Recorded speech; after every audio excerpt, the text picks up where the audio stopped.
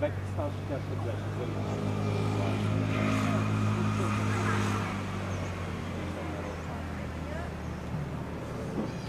Nu mă dă timp. De bani.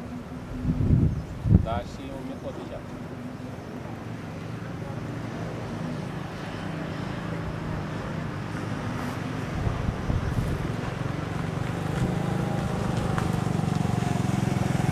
Asta e mașina cu care noi ne-am plimbat.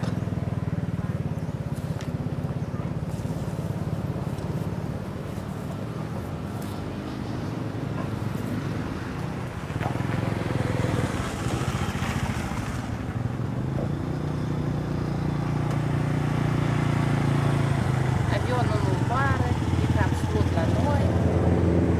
E cam slut, mama, că avionul nu-i.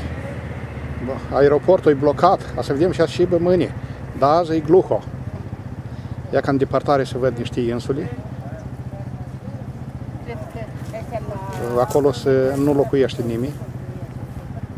Dar pe insula asta unde suntem noi, aici sunt toate centrele, toate plajele, tot și așa mai departe. Ia ca în depărtare să mai văd niște insule. Dar acolo nu locuiește nimeni. Sunt mai mici ca asta. Pe aici vin delfinii, dar în momentul de față nu putem să vedem nimic. Apa e caldă, e foarte bine, dar trebuie să-l prinzi, trebuie să-i aștepți, că îi trec nu totdeauna, dar din când în când. Voi vedeți și verdeață și ce frumusețe este aici atât. A dat pune la șapte urechi.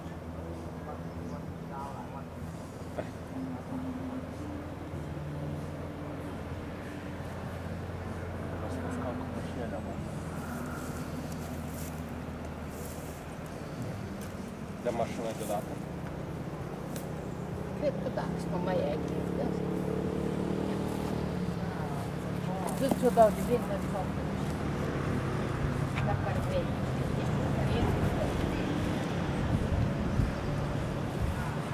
Hai să-i